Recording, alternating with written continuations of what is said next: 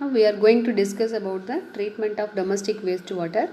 So in the previous session we have discussed about the preliminary and primary treatment required for the domestic wastewater, and this is in this session we are going to discuss about the secondary treatment which is required to treat the domestic wastewater.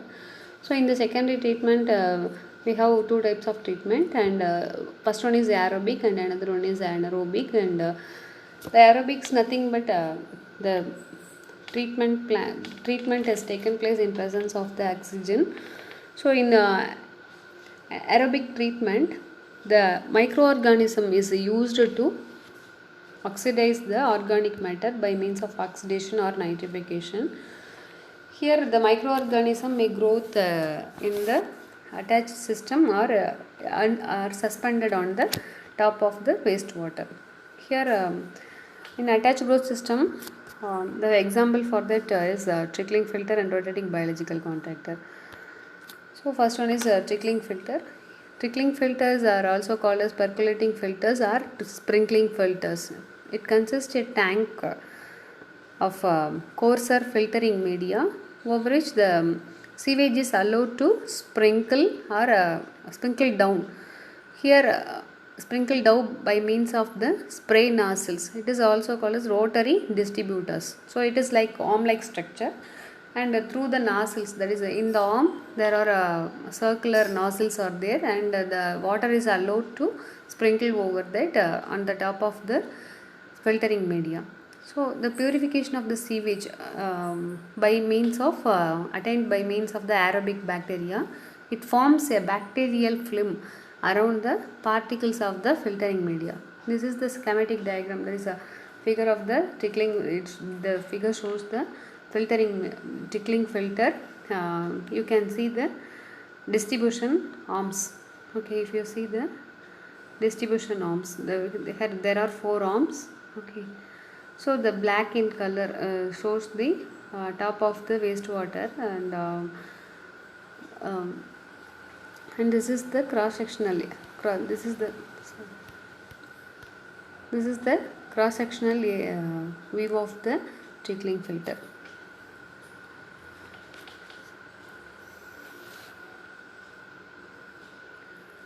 And recirculation is nothing but we brought some amount of quantity of treated waste brought to the system. There is a trickling filter. So this is the main thing in the high rate trickling filter. That is a improved form of the trickling filter. It has advantages over the conventional one. So the recirculation factor is nothing but is the ratio between the recycled flow to the raw wastewater flow. So the recirculation ratio normally ranges from 0 to 3. The hydraulic loading rate. Hydraulic loading rate is nothing but the wastewater flow is applied to the trickling filter. That is surface of the trickling filter. The surface of the trickling filter receives how much amount of wastewater flow is called as hydraulic loading rate. Next one is organic loading rate. Organic loading rate is nothing but the amount of the mass of BOD, that is the organic material which the surface of the BOD, the filter receives, is called as organic BOD, organic loading rate. Here the food is BOD. So Q is multiplied with the initial BOD divided by the volume will give the value of the organic loading rate. Then the efficiency. Efficiency is nothing but the BOD removed by means of trickling filter can be calculated by means of NRC equation. That is E is equal to 100 divided by 1 plus 0.0044 square root of the organic loading rate. So if the unit varies, then the formula becomes like this. Then the efficiency of the trickling filter may also expressed if we know the influent and effluent BOD concentration. So this is the efficiency also equal to the difference of influent and effluent BOD concentration divided by the influent BOD. Okay, so the both the equations can be equated to find out the unknown variable. Here the solved problem is given as Find the diameter of the trickling filter if effluent BOD of 20 milligram per liter. Here the influent BOD is 150 milligram per liter and flow is about 2 million liter per day.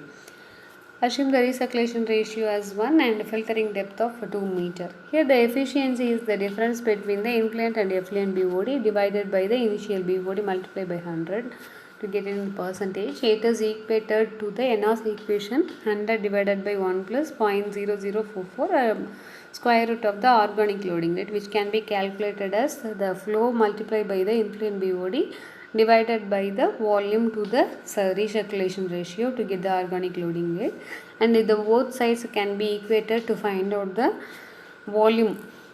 So it can be obtained in terms of hectare meter as 0.245, and it is multiplied by 10 to the power of 4 to get the value in terms of meter cube from the hectare meter. That is, hectare can be then the surface area of the trickling filter can be calculated by volume by depth. That is, area is equal to pi d square by 4.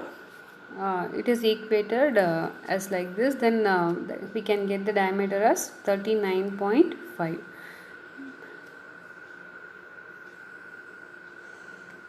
Next one is rotating biological contactor. Rotating biological contactors are nothing but it's a fixed bed reactor. It consists of a stack-like structure and it is rotating.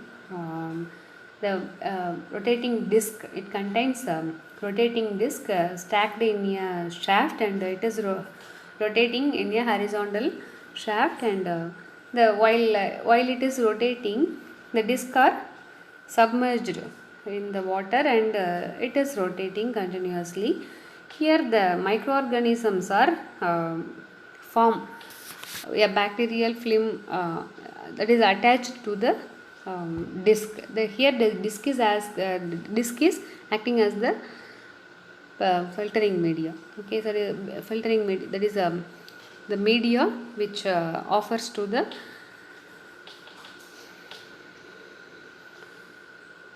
bacteria. Okay, so here you can see the RBC, and that is a rotating biological contactor. Here there is a cross sectional view.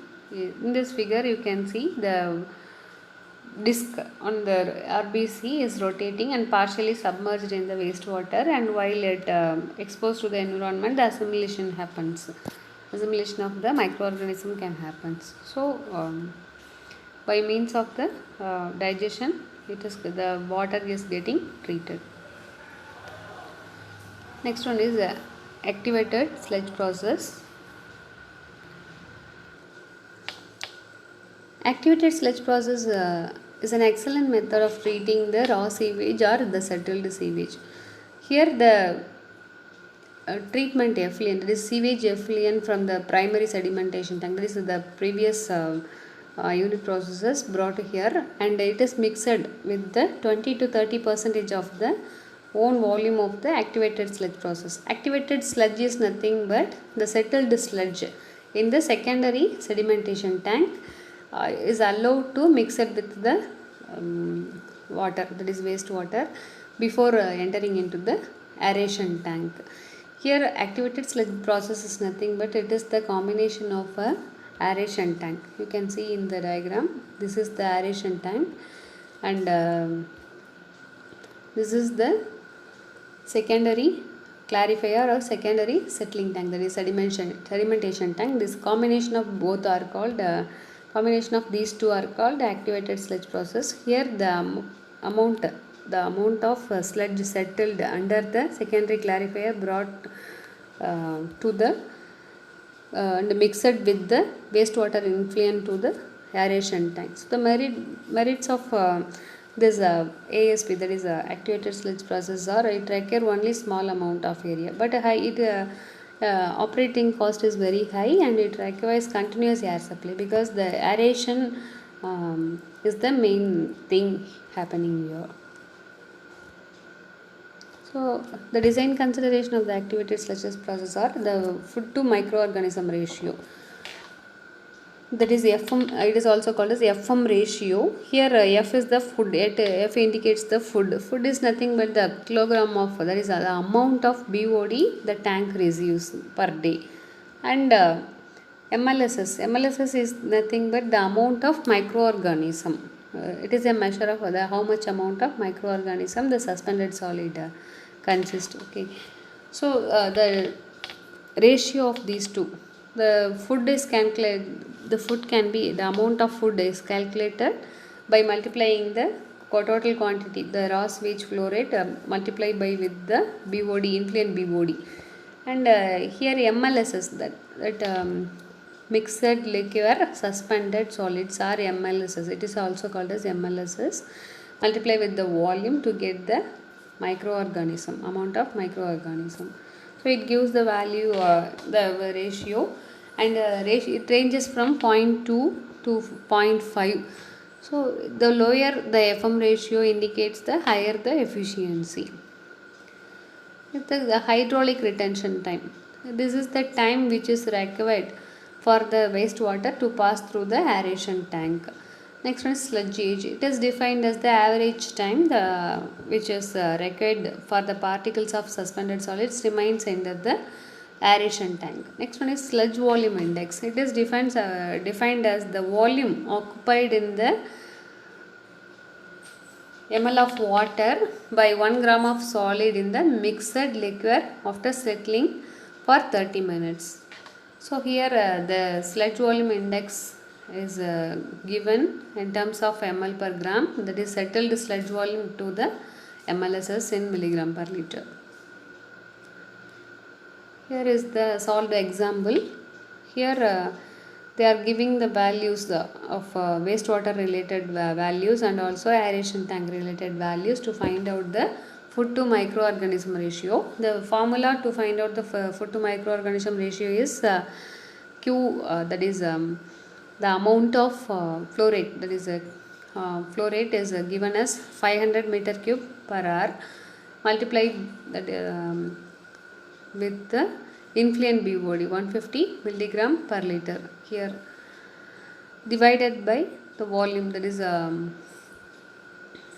volume as 4000 meter cube and MLSS as 2000 milligram per liter. So we can get the value of FM ratio as 0.225. It indicates the lower the value, so it indicates the efficiency of the activated sludge process is high. Here the flow rate in this problem is given as 500 meter cube per hour. So it should be converted into meter cube per day while substituting in the formula to get the value. Here again solved example asking the sludge volume index, that is a setting test on a sample drawn from the aeration tank of ASP, that is activated sludge process. MLSS is given as 2800 milligram per liter while carrying out the experiment in 1 liter of sample. It yields the settled sludge volume as 200 ml. Here the sludge volume index is the ratio of the settled sludge volume. It is given here as 200 to the MLSS value of 2800. So it is multiplied by the 1000 to get the value in milligram per gram. So to get cancelled and to get the sludge volume index as 71.4.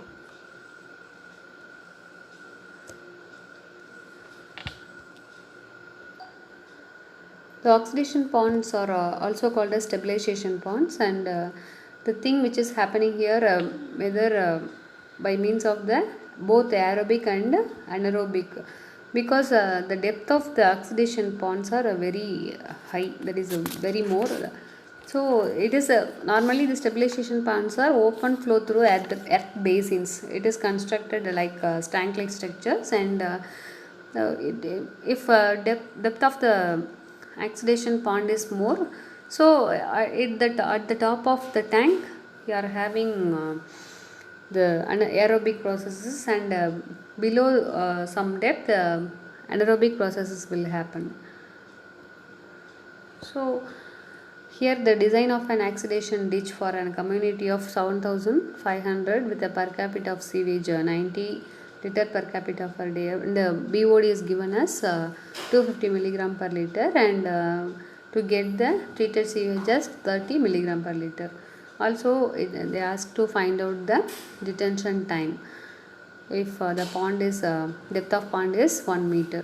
Here the Q value, that is calculated by means of the per capita sewage flow multiplying by the population. The value is 0.675, and the surface area of the pond is calculated by QV by organic loading rate. As here the organic loading rate in hot climate can be assumed as 300, and it is substituted here to get the surface area of the pond in hectares. Then it is converted into square meter by multiplying the value 10 to the power 4. Then we get the value of length and breadth. So detention time is equal to volume by Q. So we get the value of 8 days by substituting the above values.